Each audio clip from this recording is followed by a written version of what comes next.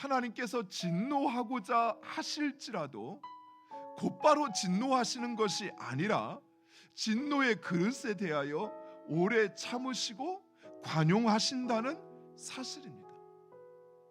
진노의 그릇이니까, 즉 하나님의 진노를 받아 마땅한 그릇이기에, 장인이 원하는 그릇이 아니기에 그냥 깨트려 버려도 되는데, 하나님은 그렇게 하지 않으시고 그 하나님의 주권을 참고 관용하는 데 사용하신다는 사실입니다.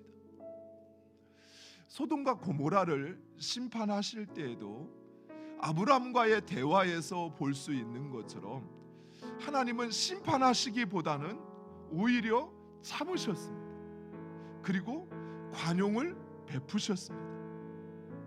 만약 소돔과 고모라에 하나님께서 찾으시는 그 의인 10명이 있었다면 소돔과 고모라는 멸망하지 않았을 것입니다. 바로와 예굽을 심판하실 때도 마찬가지였습니다. 하나님께서 예굽에 내린 10가지 재앙은 그 예굽에 있는 하나님을 거부하고 또 하나님을 모독하는 10가지 신들, 예굽 사람들이 섬기던 그 신들에 대한 심판이기도 하였지만, 또 한 가지는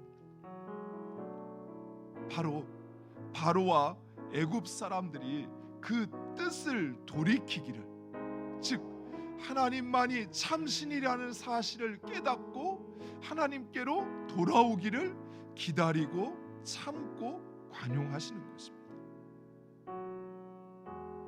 만약 그래서 바로와 예굽이 이스라엘 백성들을 놓아주었다면 바로와 예굽은 심판받지 않았을 것입니다.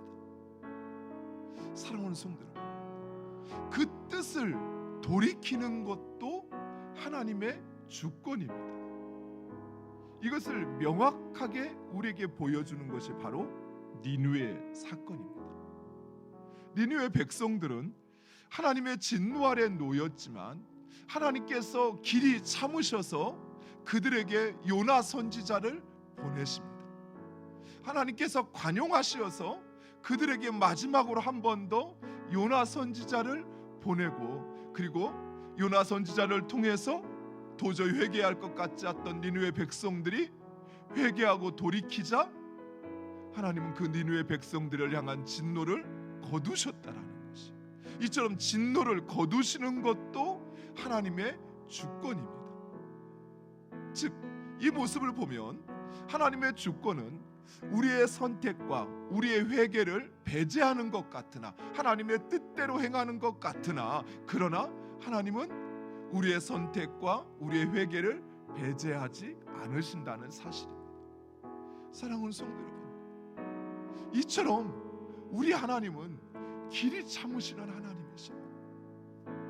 하나님의 뜻을 이루시기 위해서 그저 하나님의 생각과 판단대로 곧바로 행하시는 분이 아니시라, 우리 인간을 향하여 하나님은 길이 참으시고 깨닫고 돌이킬 때까지 기다리시며 관용하시는 하나님이시라는 것입니다. 우리의 삶을 향한 하나님의 주권, 그 은혜로운 주권을 인정하시기 바랍니다. 하나님, 왜 나를 이 모양 이 꼴로 만드셔서 왜 나를 이런 상황에 처하게 하십니까 하는 우리의 원망과 불평이 찾아올 때, 왜 나에게 이런 어려움을 주셔서 남들 다 멀쩡하고 잘하는데 나는 왜 이런 고통을 당해야 하느냐 묻기 전에 우리를 향한 하나님의 그 은혜로운 선택과 결정을 기억하시기 바랍니다. 그리고 지금도 하나님은 변함없이 그 하나님의 은혜로 우리와 함께하고 있습니다. 우리는 그 은혜에 감사하며 오직 하나님의 말씀에 순복할 뿐이며, 그리고 그 은혜를 사모해야 한다는 사실, 그 은혜를 구할 때 하나님 여전히 멸망받아 마땅한 니느웨 백성들을 그 뜻을 돌이켜 구원하셨던 것처럼, 하나님 우리의 삶 가운데도 하나님의 그 구원의 역사, 우리를 살리시고 회복시키시는 그 하나님의 놀라운 역사를 지금도 행하신다는 사실 기억하시고, 그 은혜에 감사하며 또 은혜를 구하는 우리 모두가 되기를 간절히 축원드립니다.